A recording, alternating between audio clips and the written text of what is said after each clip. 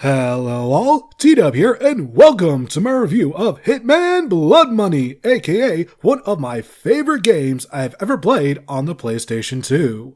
A lot of people like to pigeonhole Hitman into the stealth genre, but I feel like it does so much more than that, especially this title. So, what is it about Blood Money specifically that makes it the subject of this video?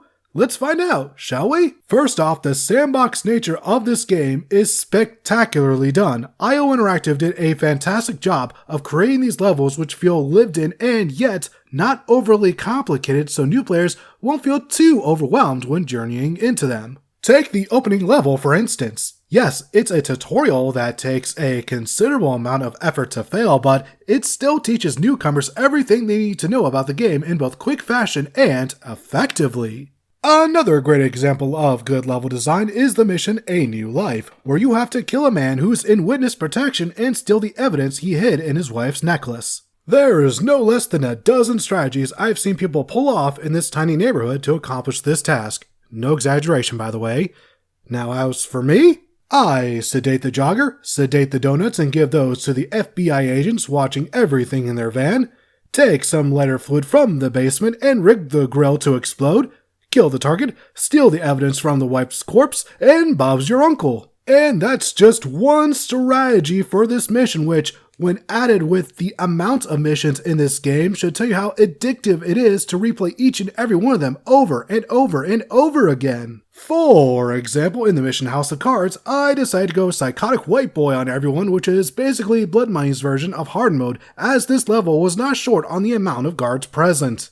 Just the fact that this game allows for both action and stealth approaches really shows how much freedom they wanted in their players' hands. As for my favorite level, that would be a Dance with the Devil, which has you infiltrating two parties. One themed around heaven and one around hell, and you have to use an elevator to reach each one. The heaven party takes quite a few moments to reach, and it's not like any of these levels have loading screens in them, meaning this was a deliberate choice by the developers.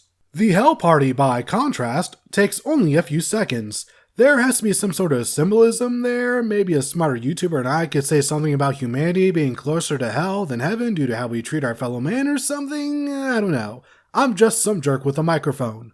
One level that is just technically impressive is the Murder of Crows, due to the simple fact that it can display this many NPCs at once. I truly feel like people who've only known modern games will never really appreciate the steps we've taken to get to where we are. Like seriously, in 2006, this was mind-blowing. Hardly anyone else could pull this off, meaning IO Interactive were just flexing right here, and I can't say I blame them. The final level is easily the most difficult, but not for the best of reasons, I'm afraid to say. It's literally just an action-filled shootout with some goons and the game's antagonist. Whether or not you're able to finish, it often feels like a flip of the coin due to the fact that the game nerfs your guns or at the very least gives you very different upgrades than the ones you already had installed onto them.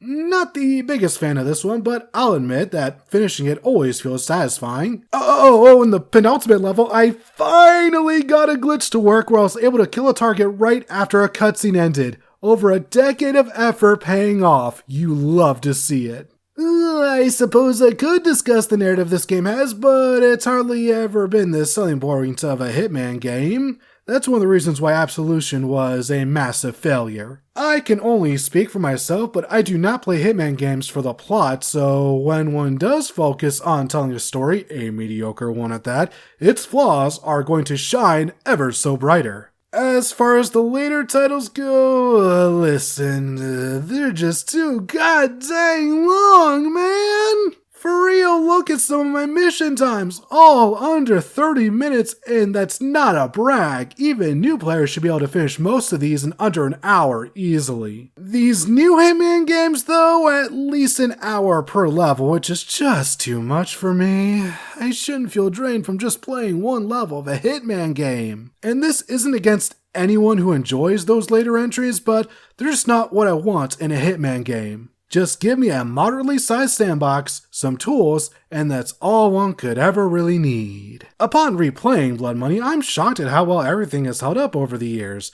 There's definitely titles on the PS2 that have shown their age, but I guess to this one being one of the later titles in the system, it benefited from being able to learn to take full advantage of it. I also learned that a 4K remaster of this game was ported to the PlayStation 4, but it comes with Absolution, so maybe if I find it on a discounted price, I'll pick it up. Anyways, I'm rambling. This game still rules. If you enjoy games that really test your ability to analyze levels and find the best path to a target, then Blood Money will satisfy your craving. And that's the video, everyone. Thanks for watching, and I'll see you next time when I take a look at a brand new video game. Don't do that too often on this channel, but hey, you know, sometimes when something catches my eye, just gotta talk about it. And next time, we'll be taking a look at the much anticipated Like a Dragon Asian!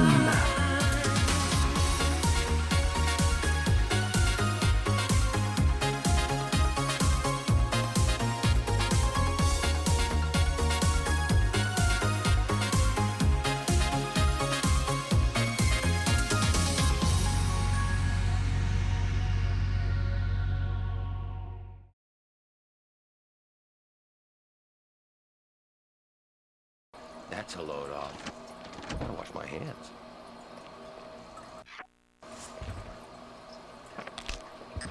That didn't sound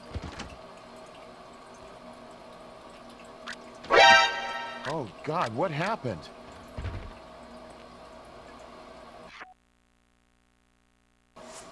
Is